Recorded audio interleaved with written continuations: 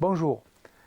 Dans la chaleur de l'été, on peut se rendre compte qu'ils n'ont rien compris à ce qui se passe aujourd'hui. Ils n'ont toujours rien compris. Le gouvernement, le patronat, tous ceux et celles qui agissent au quotidien sur l'économie et l'aménagement du territoire, ils continuent, malgré le réchauffement climatique, à proposer les mêmes solutions.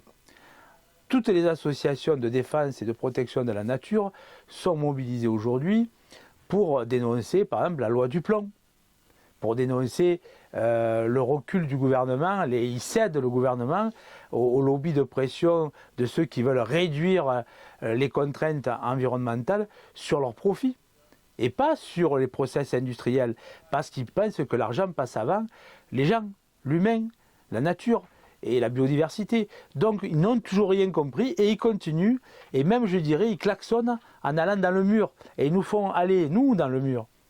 La population, les gens, tous ceux et celles qui au quotidien subissons le réchauffement climatique.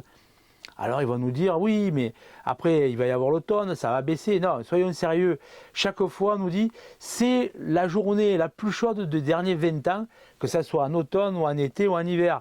Et là on arrive avec le mouvement national de lutte pour l'environnement de la région Nord-Pas-de-Calais, où nous avons fait tout un travail avec la population, les gens qui ont voulu travailler avec nous, sur les questions des inondations qu'ils ont subies en 2023 et en 2024. Janvier 2025, pluviométrie abondante en janvier, et puis depuis, plus une goutte d'eau, une température qui s'élève et des arrêtés sécheresse. Ce qui met à mal l'agriculture, ce qui met à mal l'agriculture bio quand on modifie les normes environnementales pour favoriser le productivisme agricole, et dans tous les domaines, je vais prendre deux autres exemples, en région Provence, Alpes, Côte d'Azur, ceux qui sont nommés les champions de l'ouverture à la concurrence des réseaux ferroviaires de transport de voyageurs, le conseil régional. Pour nous, ce sont les cancres qui n'ont rien compris et qui continuent à accélérer vers une catastrophe annoncée en ouvrant à la concurrence le ferroviaire. L'exemple anglo-saxon d'Angleterre ne leur a pas suffi. Ils continuent à ouvrir le marché, à mettre des concurrents sur le rail, à casser le social, mais aussi à abîmer nos territoires. Et la même région, je pense qu'ils pourront bientôt bénéficier d'un prix à la nullité. Ils continuent à vouloir tenir des Jeux Olympiques d'hiver dans un massif alpin où les gens viennent de délibérer dans plusieurs communes, dont une, qui n'est pas la moindre, pour arrêter une station de ski d'hiver. Parce que ça n'a plus de sens.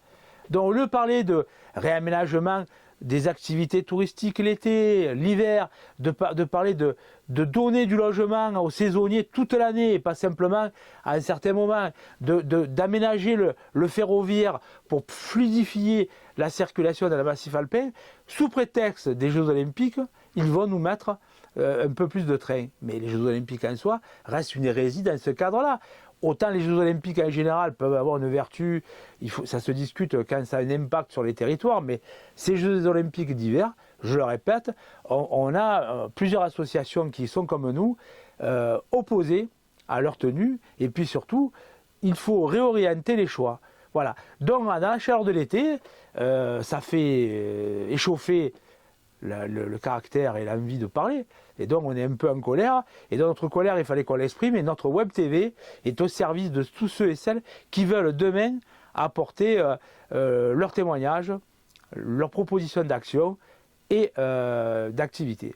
Il n'y a pas que la région Provence-Alpes-Côte d'Azur qui soit mauvaise en termes de choix, mais par exemple la 69 qui est une réalisation contesté par énormément de gens, par des associations, des élus, des organisations syndicales, le gouvernement persiste et signe, fait tout pour le faire. Et la loi du plomb va nous permettre de constater une fois de plus que les choix du gouvernement, c'est de céder au lobby agricole, industriel, pour remettre des bassines, pour introduire des pesticides et continuer à tuer la biodiversité.